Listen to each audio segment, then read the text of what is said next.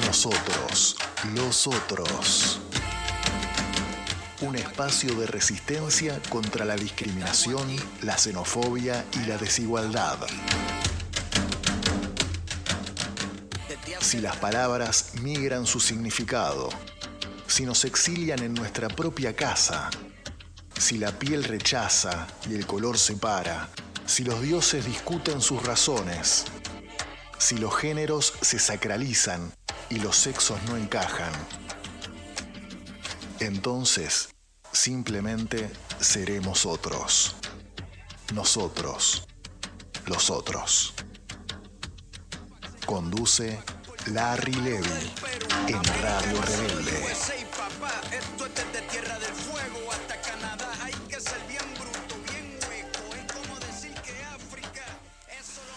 Los hechos que hoy atravesamos, tanto aquí como en el mundo, no solo están moldeando una realidad incierta, nos están obligando a repensarla, nos desafían a ensayar explicaciones distintas, a diseñar nuevas tácticas y sobre todo a renovar nuestras estrategias. Sin embargo, hoy hay un obstáculo, la desconexión. Los actores que mueven la maquinaria social parecen haber perdido el contacto entre sí. Y esa fragmentación atenta contra cualquier salida colectiva, sazonando la mesa de los que llamamos el poder real. El trabajo, el capital, la política, la educación, la cultura, todos parecen estar respondiendo, pero lo hacen a un ritmo distónico, sin armonía, como una orquesta donde cada músico toca una partitura diferente. Mientras tanto, la incertidumbre se viraliza, es veloz y es peligrosa, y está diseñando un nuevo tipo de caos que le pone presión y fecha de vencimiento a los valores entronizados de nuestra sociedad occidental. Pero cuidado, nada puede ni debe hacerse ignorando la historia. No podemos dejar de repasar las crisis del pasado. Es necesario enhebrar los hilos del pensamiento que tejieron este presente, para entender la trama y los ropajes políticos y filosóficos que hoy utilizamos. Y a pesar del caos y las presiones, hay consignas que deben ser ineludibles en nuestro análisis. Bajar el nivel de confrontación física en el debate, erradicar el hambre como herramienta de extorsión y detener la pauperización de la educación. La empresa no parece fácil, pero creo que vale la pena.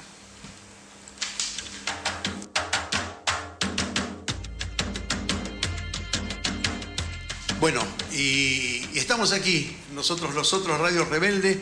Estaba previsto que Hernán Brienza estuviese aquí en el estudio, lamentablemente hechos ajenos a su buena voluntad y a nuestra buena voluntad, lo tenemos, pero de manera virtual. Gracias, Hernán, por estar ahí a pesar de todo. Gracias a ustedes y perdón por poder estar de manera virtual. Tengo inconvenientes personales para estar ahí y perdón por la demora también. Ok, está todo perdonado, sí, pero con el compromiso de que la charla la llevemos adelante en los términos de tu último libro, porque me parece que tu último libro, el libro rompe con una secuencia que vos venías trayendo, que la rompiste en el ámbito hedonista con la poesía, pero que de algún modo había una secuencia histórica de análisis, crítica a la política, y me parece que entraste en la filosofía. Pero déjame que seguramente no todos te conocen, aunque quien no conoce a Hernán Brienza, diga que sos periodista, escritor, politólogo, historiador, y muy allegado al pensamiento nacional y popular, y también al revisionismo histórico, ¿no?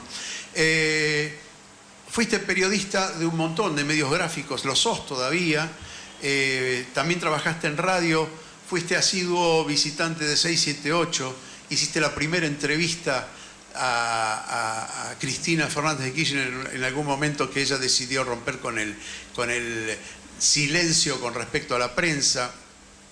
Fuiste miembro del Instituto Nacional de Revisionismo Histórico, Manuel Belgrano, y fuiste titular del INCAP, ¿sí? Entre los libros que decía yo, la secuencia crítica histórica de Brienza empieza con Maldito tú eres, El loco Dorrego, Éxodo Jujeño, Urquiza el salvaje, ¿Para qué sirvió el peronismo? Con ese título tan provocativo. Y ahora te dedicaste a un libro que tiene que ver, o roza con la filosofía, me parece a mí, en contra del bien.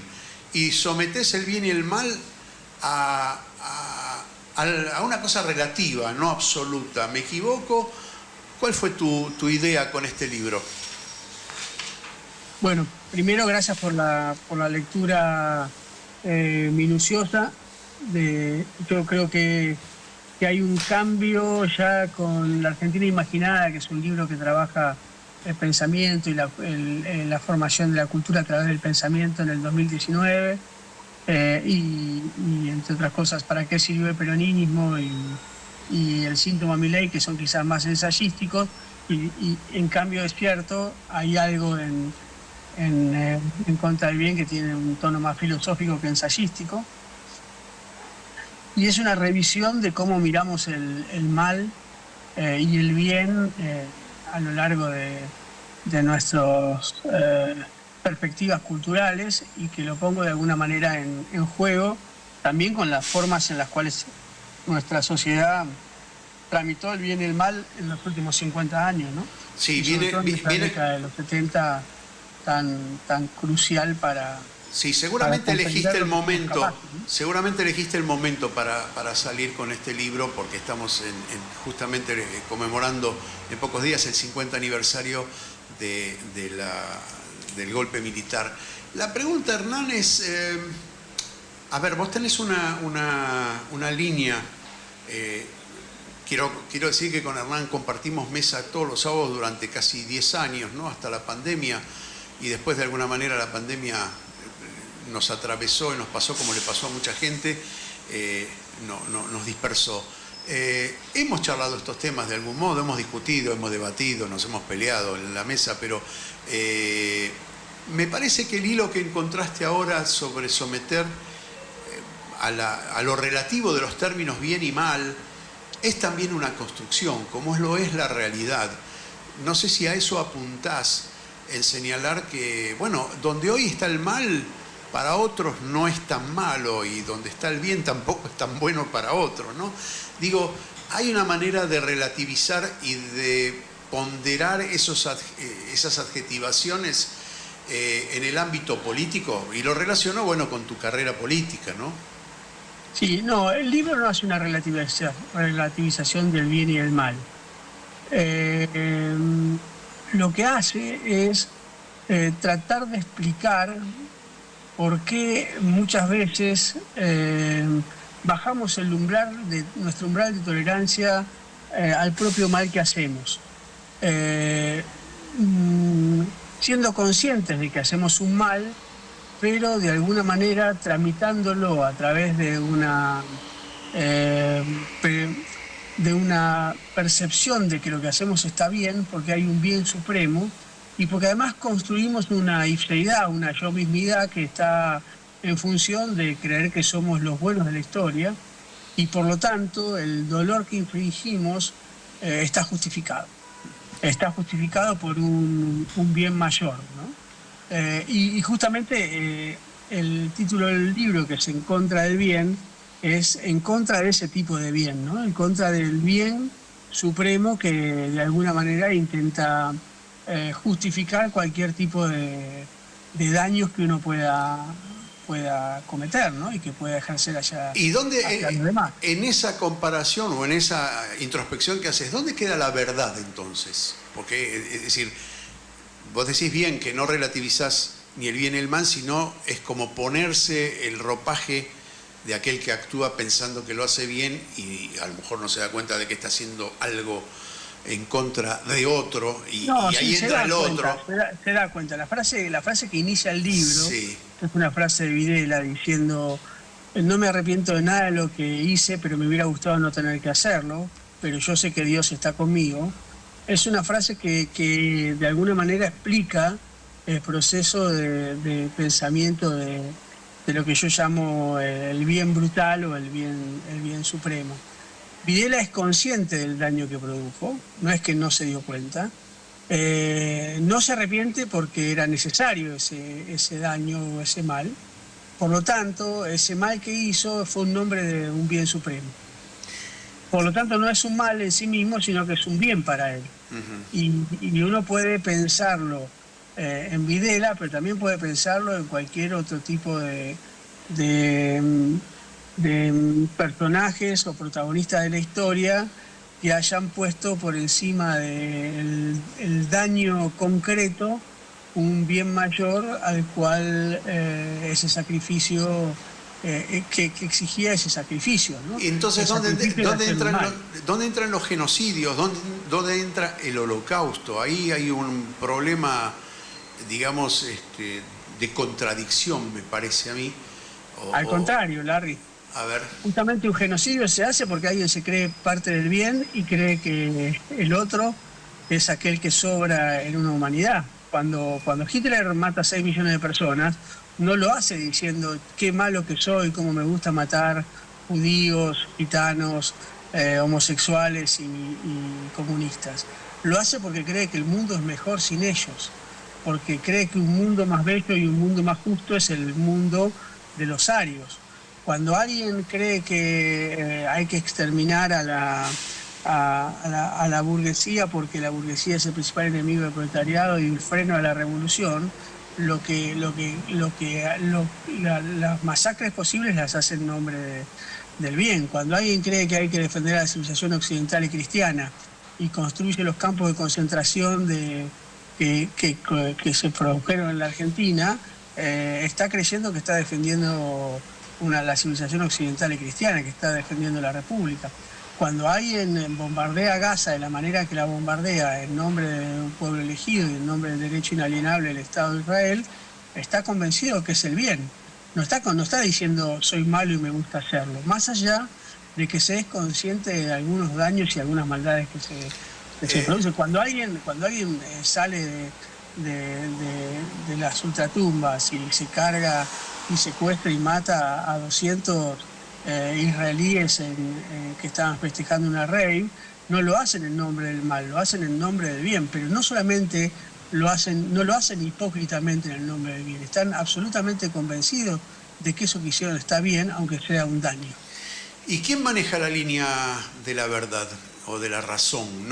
A ver, mi especialidad no es la filosofía y entramos en un debate académico que seguramente no voy a tener los términos ni las herramientas para hacerlo, pero la pregunta es, ¿esto que estás diciendo no contempla una mirada indulgente para quien hace un daño mayor que la mayoría de la humanidad? Porque acá hay una cuestión de concepciones mayoritarias para establecer los límites del mal o del bien.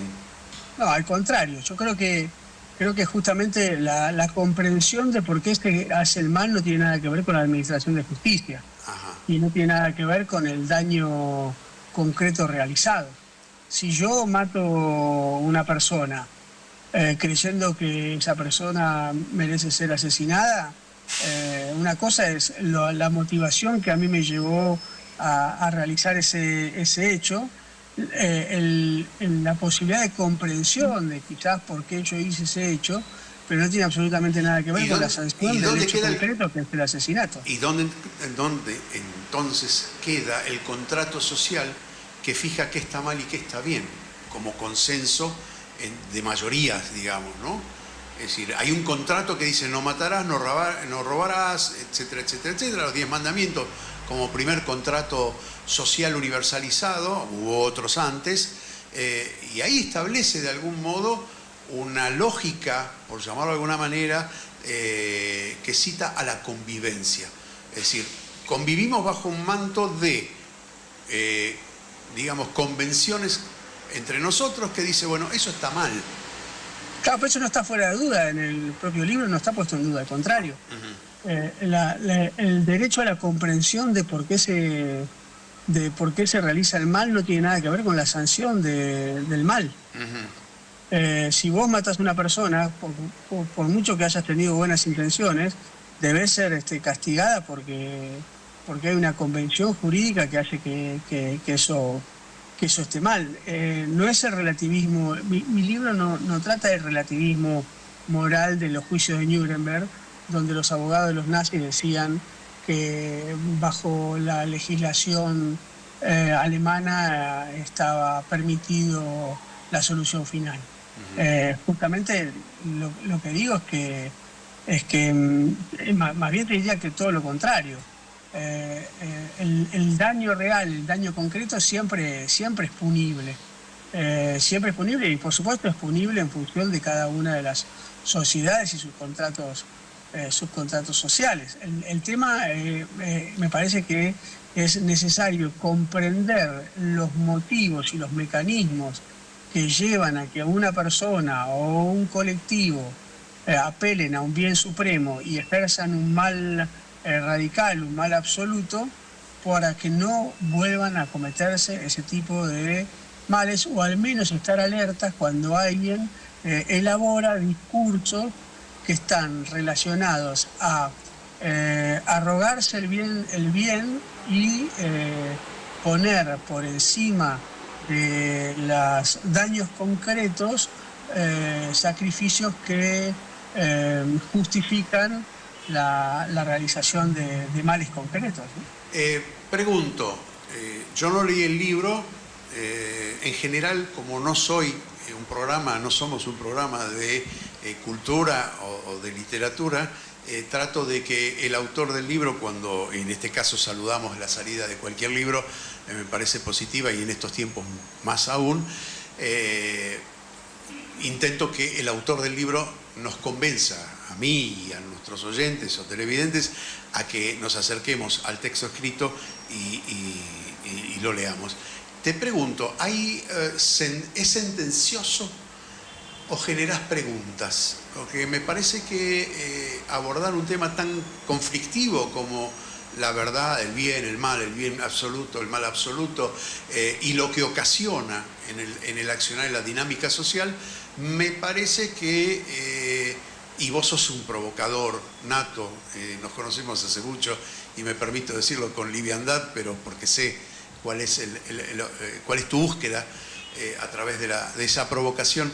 Hay en esta concepción o en esta propuesta, hay algo de provocación que nos lleva, y te pregunto, nos lleva a preguntarnos más aún, a cuestionarnos más aún las posiciones extremas en la política, en la sociedad. A eso apuntaste, en relativizar las verdades absolutas de los sectores, de los que componen la dinámica social. Sí, primero no sé si estoy muy de acuerdo, Larry, con la palabra relativizar. Yo no sé si relativiza el libro. Ajá. Yo creo que el libro lo que intenta es pensar si los argentinos tenemos el derecho a comprender lo que nos pasó en los 70 y si los ejecutores de la violencia política tienen el derecho a ser comprendidos o no. Ser comprendidos no significa ni siquiera ser justificados, significa, en términos de Hannah Arendt, poder acercarnos a lo que ocurrió para que no vuelva a ocurrir. Por eso yo no sé si el libro relativiza el mal. ¿Hacia dónde haces la pregunta entonces? ¿Hacia dónde haces la pregunta? ¿A quién se la haces? No, creo que la pregunta es una pregunta, diríamos, para todos los sectores, ¿no? Yo creo que la Argentina ha decidido durante mucho tiempo esconder la basura bajo la alfombra, ya sea con la teoría de los dos demonios, que decía que hubo dos grandes demonios y la sociedad inocente, buena e incrédula estuvo al margen de ese enfrentamiento. El segundo gran discurso fue el de la década de los 90, que es mejor olvidarse, la reconciliación, unámonos. El tercero es el kirchnerismo, que que lo que dijo es que había un solo demonio, que ese demonio era la dictadura militar. Y el cuarto discurso es el mileísmo, que dice que en realidad el único demonio fueron las organizaciones político-militares y que la dictadura militar solo respondió a un demonio, quizás con algunos excesos, ¿no? Bueno, yo creo que el libro lo que intenta es desde quitarle el concepto de demonio, quizás quitarle la ontología al mal, entender que hay una situación política, nacional, internacional, que lleva a que hombres y mujeres hagan esa opción por la violencia política, entender que son exageradamente humanos, que no son ni sobrehumanos ni subhumanos, que no son demonios, que son personas como cualquiera de nosotros, lo cual es mucho más peligroso porque en determinadas situaciones y en determinadas circunstancias cualquiera de nosotros puede llegar a tomar una decisión extrema como la que se tomó en la década de los 70. No significa que todos la tomemos, pero que potencialmente estamos en condiciones de hacerlo. Que quienes, la pregunta es ¿por qué alguien es capaz de torturar o de matar? Esa capacidad no proviene de una perversión personal o de alguien convertido en un demonio, que tiene que ver con los endemoniados de Dostoyevsky, ¿no? Simona Forti, en su libro Los Nuevos Demonios, habla muy bien del paradigma dostoyevskiano del mal, que es ese mal que se hace con un ser humano perverso, nihilista, que cree que hay que destruir la sociedad, y que siente placer al hacer el mal porque el mal es un oficio, sino que es gente que cree que lo que está haciendo está bien. Que es lo correcto en determinado momento político histórico. Y creo que para llegar a la conclusión de que eso que se está haciendo está bien, hay que hacer un paso previo, que es el paso de decir yo soy parte del bien, y cosificar de una manera, de una otredad radical, aquel que está en mis antípodas, aquel que es mi antinomia, aquel que es mi... Lo planteas como una cosa inherente al ser humano también, que no tiene que ver estrictamente con la política, es inherente al ser humano. Hernán, te pido un minuto, hacemos una tanda y seguimos, porque hiciste vos la conexión y quiero seguir con la conexión política de lo que nos ocurre hoy y tu proyección, que siempre me interesó, hacia futuro. Vamos a una pausa, una pequeña pausa, no te vayas de ahí, y ya volvemos con nosotros los otros aquí en Radio Rebelde. Enseguida volvemos con Nosotros, los otros, aquí en Radio Rebelde. Hoy le doy duro a los tambores hasta que me acusen de maltratos.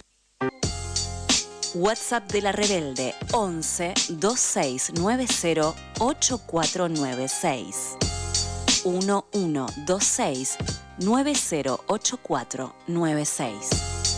Agendanos y participa de la Asamblea Radial.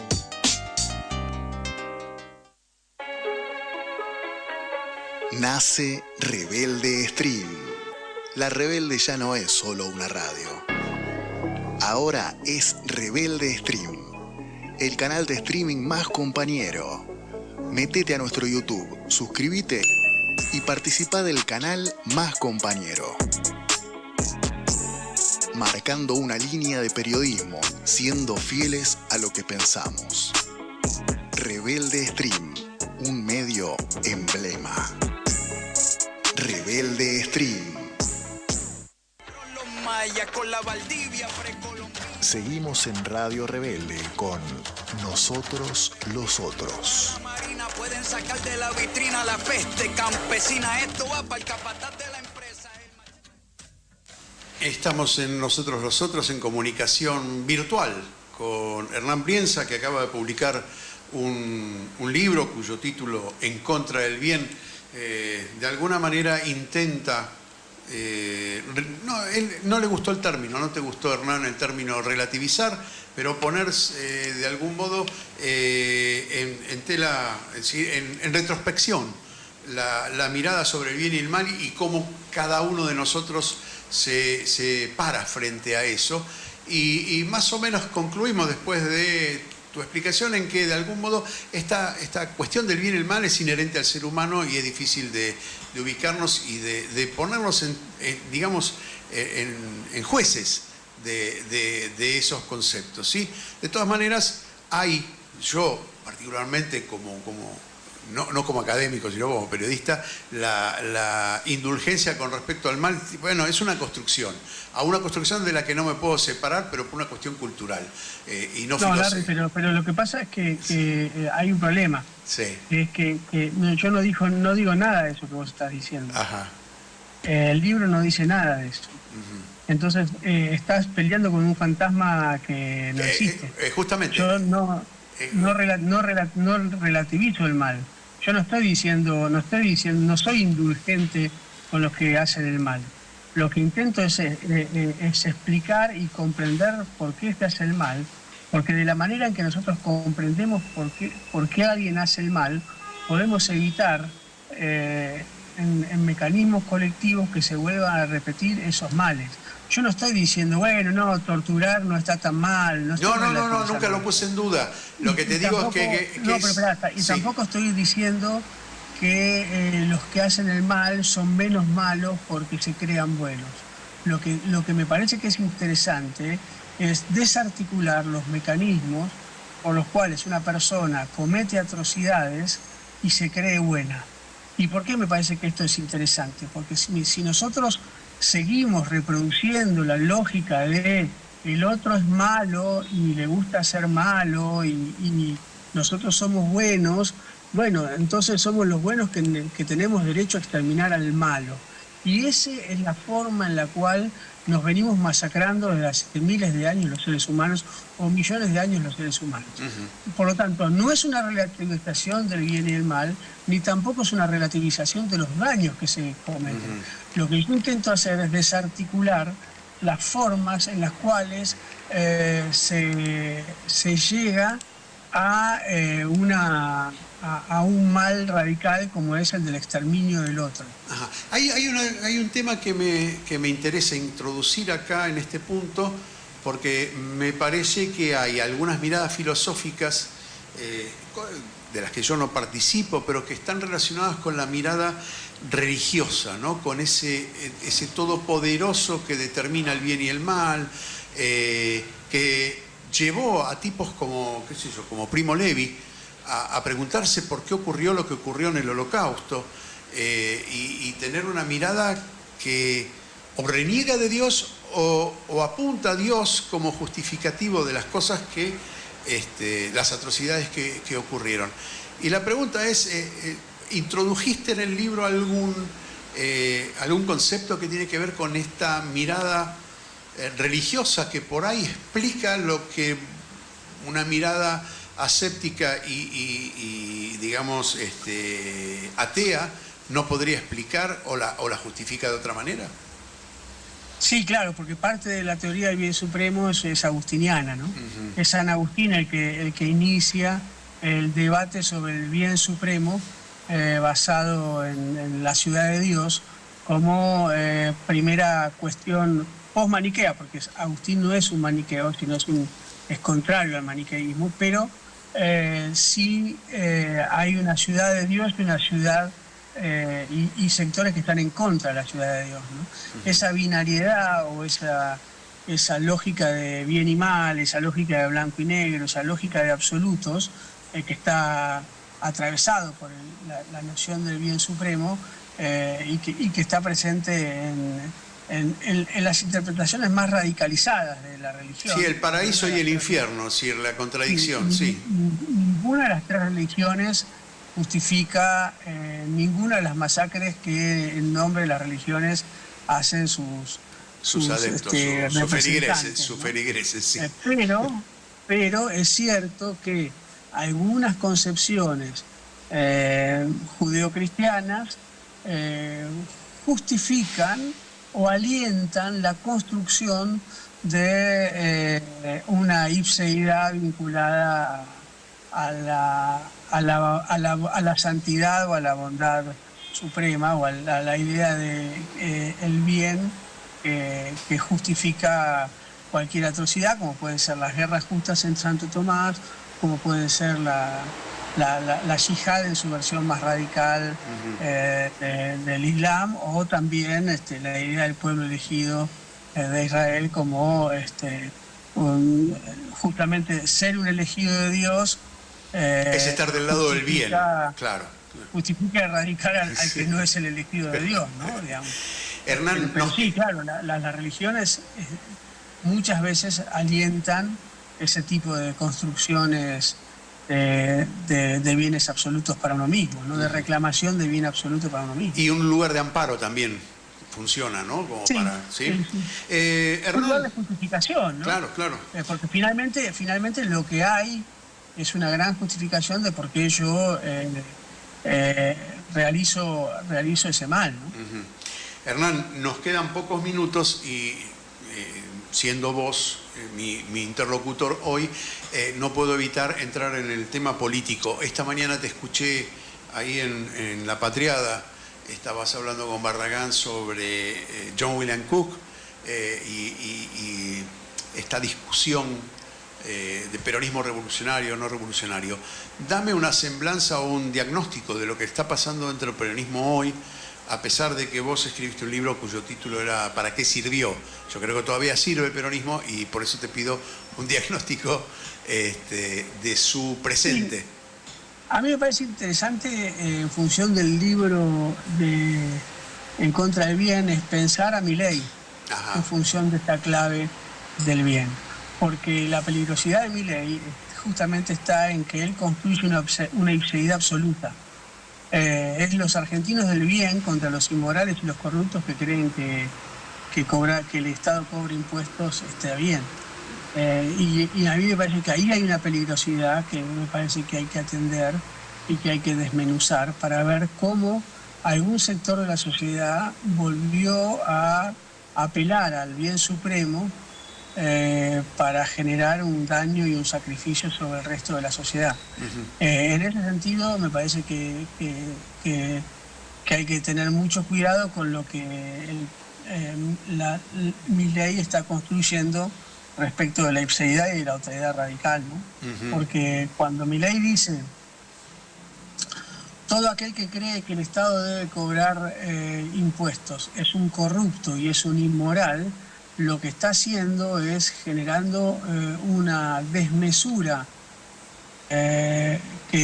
inmoral en el sentido de desconocimiento del otro, ¿no? Ya el otro no es aquel que hace un acto delictivo, sino solo pensar que el Estado debe cobrar impuestos ya es un acto delictivo y es un acto de corrupción y un acto que debe ser sancionado. Cuando vos pasás de la sanción de un acto a la sanción de la persona, ya estás siendo premoderno en la lógica de la concepción de lo que está bien y lo que está mal. Es decir, Milei está llevando la concepción de la administración de la justicia a la Edad Media. Eso, lo que estás relatando es, digamos, de alguna manera una observación sociológica. Política. Bueno, y es política en el sentido de la acción cotidiana. Te pregunto, ¿estamos el peronismo y de alguna manera, por llamarlo de alguna manera, las fuerzas progresistas, nacionales y populares, están respondiendo a esa provocación, a esa desmesura, como la llamás vos? ¿Están respondiendo con holgura, con soltura, con pragmatismo, o todavía está desarticulado? Yo al principio del programa dije que hay una desarticulación muy fuerte entre los brazos o actores sociales que constituyen la dinámica de una sociedad, y me parece que hay algo que todavía está sonando de manera disonante, de manera descoordinada. La academia por un lado, las bases por otro, los políticos por otro. ¿No crees que ese desenganche todavía no se ha resuelto?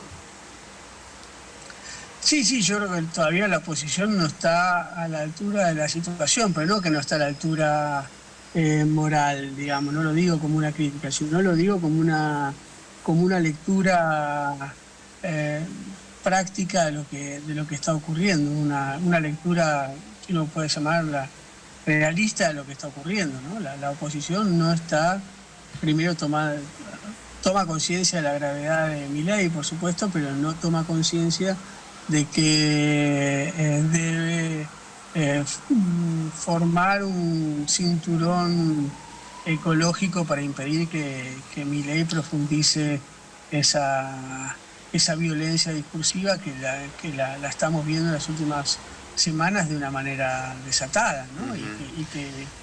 Y que por suerte no se hace presente en forma real en la sociedad, ¿no? Uno no ve esos niveles de enfrentamiento discursivo en los cafés o en las esquinas. No, pero la violencia, la violencia del hambre que se está manifestando es muy fuerte, ¿no? Sí, pero es otra violencia. Ajá. No es la violencia del hambre, es la violencia de la desesperación. La violencia de Milei es la violencia discursiva y la violencia política, ¿no? Sí. Son dos cosas diferentes. Pero moviliza, porque evidentemente la gente desencantada, él capitalizó ese desencanto de forma activa, no es que si la gente no se movió por él. Hay una digamos, violencia, no solamente discursiva, sino en la calle, que él la provoca, que el sistema que él sostiene lo provoca, ¿o no lo ves así? Sí, pero es una violencia social, no es una violencia política. ¿Y cómo se capitaliza eso en la política? A esto me refiero. Vos no ves en la calle gente matando, agarrándose a trompadas a favor o en contra de Milei. No se traduce esa violencia discursiva en una violencia física, política callejera. Lo que sí hay es violencia social, ¿no? Uno podría decir, los miércoles hay violencia represiva, hay violencia social respecto de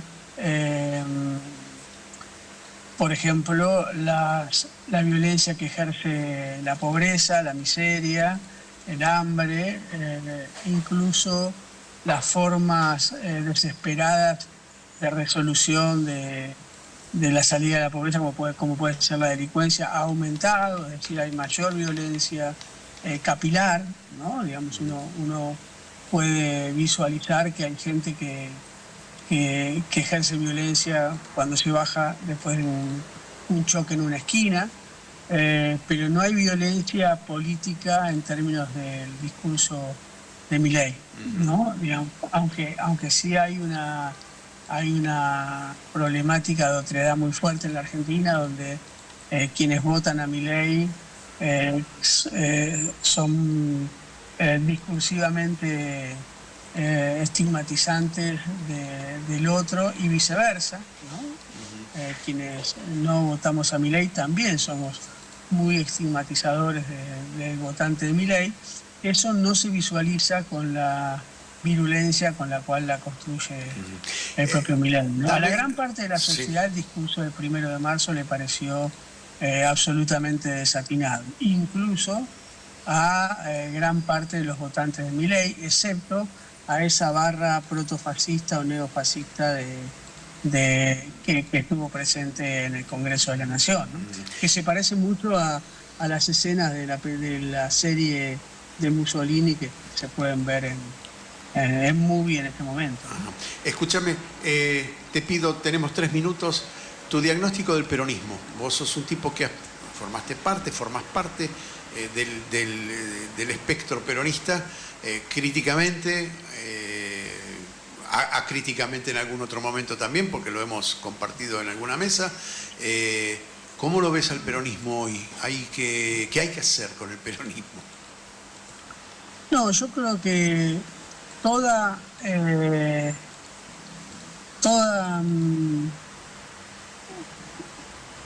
a ver, ¿cómo sintetizarlo? Yo creo que todo aquel peronista que juegue más fuerte la interna peronista que la externa contra Milei está jugando para Milei. Entonces yo creo que en los momentos en los cuales estamos viviendo hoy, centrar la lógica de disputa en la interna y no en la externa es hacerle el juego a Milei.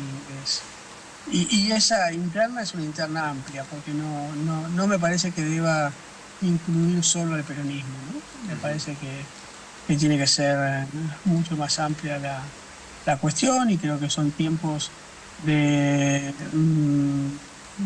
más que de pureza y de perfección propia, son tiempos de diálogo, de encuentro y de una multiplicidad de sectores que deben converger en sacar a Milei del gobierno, ¿no? A como dé lugar, ¿no? ¿Le ves? No creo en que un peronista puro y una patrulla perdida pueda